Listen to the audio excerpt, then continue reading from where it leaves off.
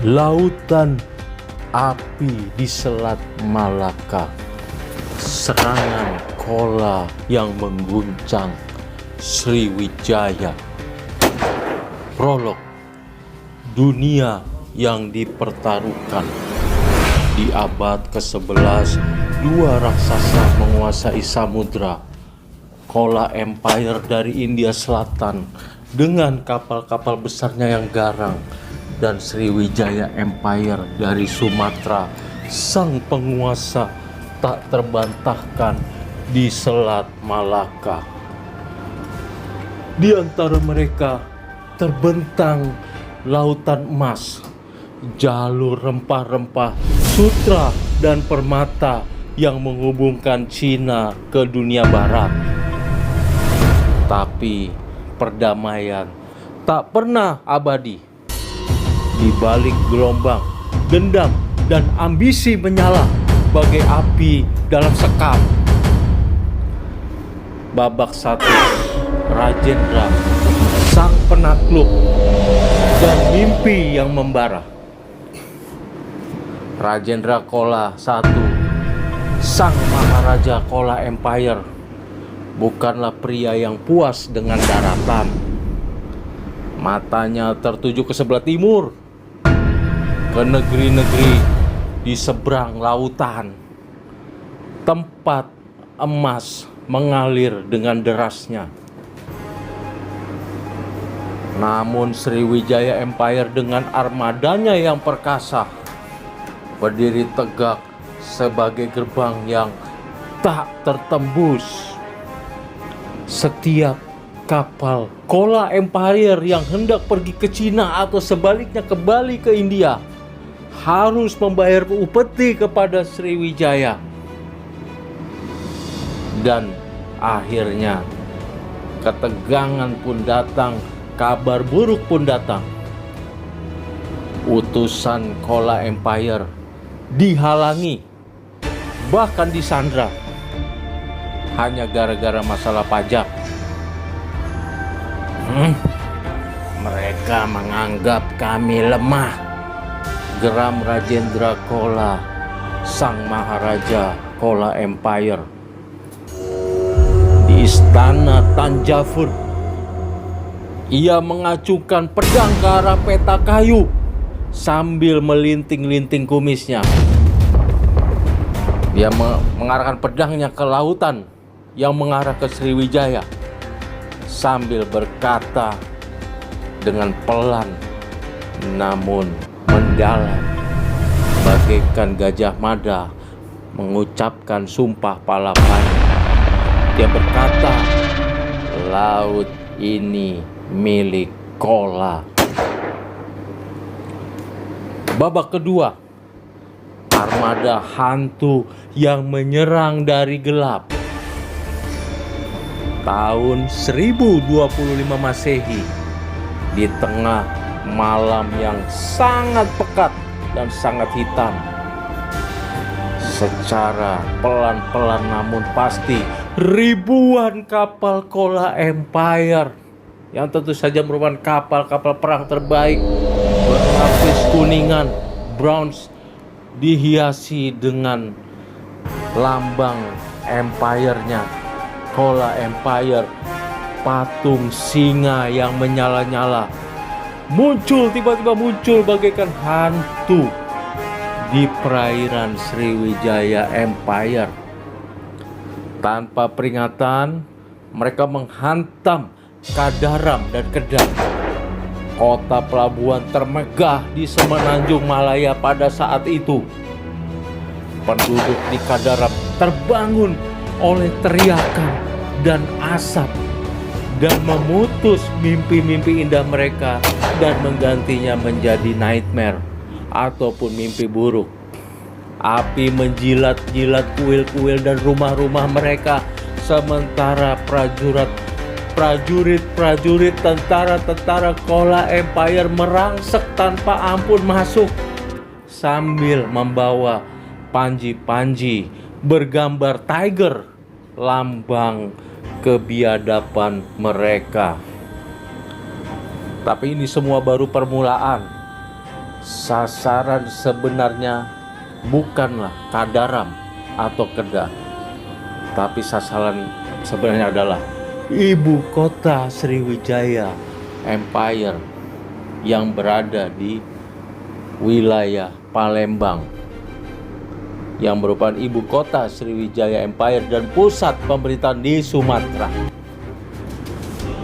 Di sana Sang Maharaja Sriwijaya Empire masih bertahta dengan segala kebesarannya.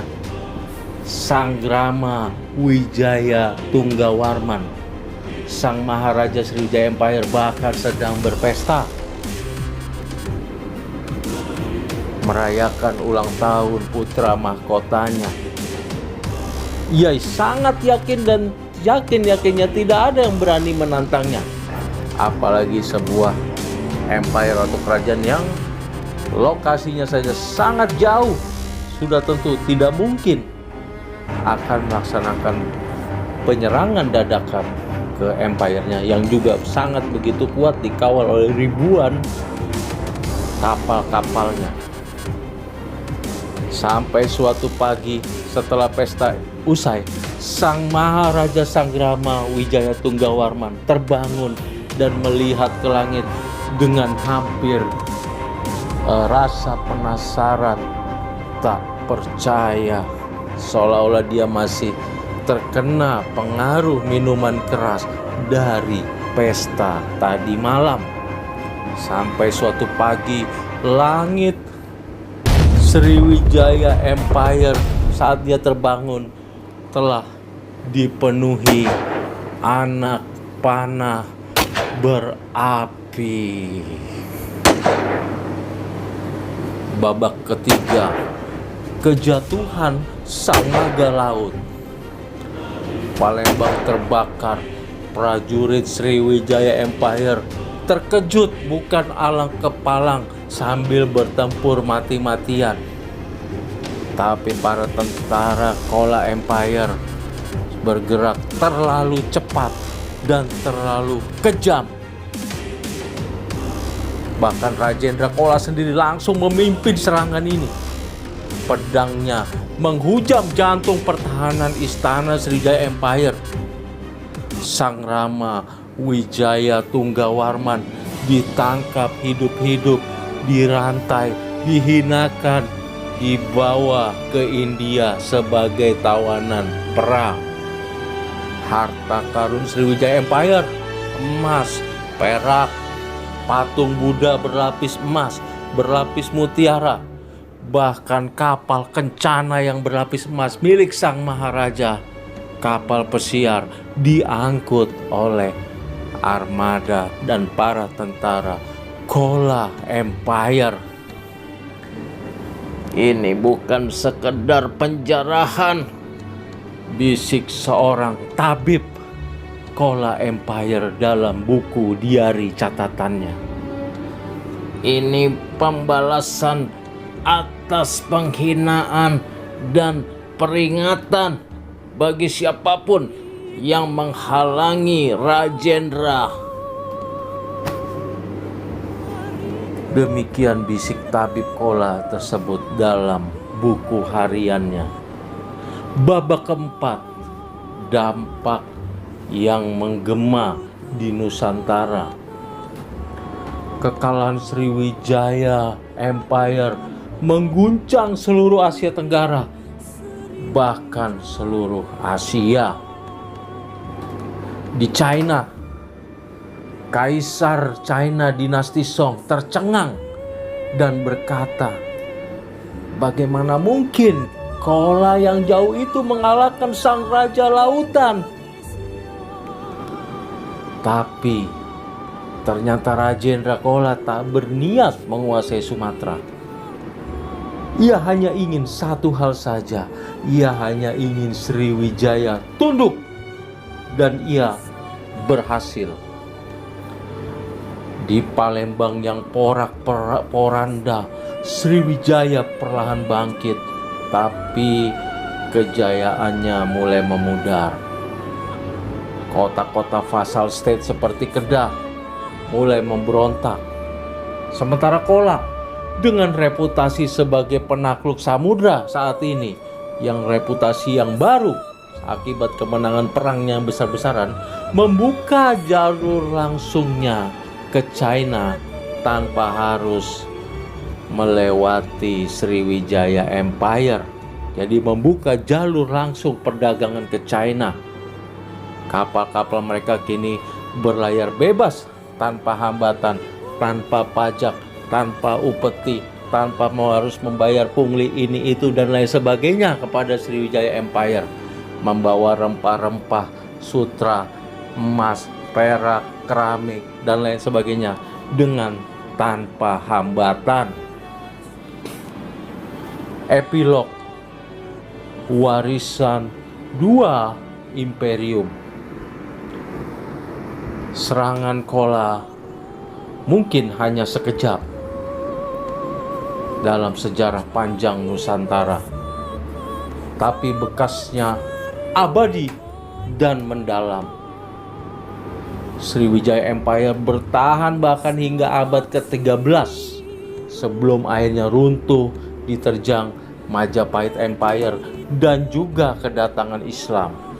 Sementara Kola Empire meski tak pernah kembali ke Sumatera, tercatat dalam prasasti Tanjore dan kronik-kronik catatan Cina, dicatat sebagai sang penguasa lautan yang tak kenal takut. Dan di Selat Malaka, ombak masih berbisik tentang malam ketika dua naga laut dunia bertempur dan satu diantaranya jatuh meninggalkan api yang mengubah sejarah. Catatan akhir kisah ini didasarkan pada bukti-bukti otentik sejarah yang kuat seperti prasasti Tanjore, catatan dinasti Song, dan penelitian sejarah maritim Asia Tenggara. Meski dramatisasi ada untuk semakin menariknya konten ini, akan tetapi inti dari peristiwa ini diakui sebagai fakta oleh sejarawan modern. Oke pemirsa, akhir kisah kita kali ini. Sebelum diakhiri, dimohon untuk ketik like, subscribe, serta pencet tombol notifikasi dan tinggalkan komen demi kemajuan channel ini. Oke pemirsa, terima kasih atas perhatiannya. See you on my next video. Terima kasih.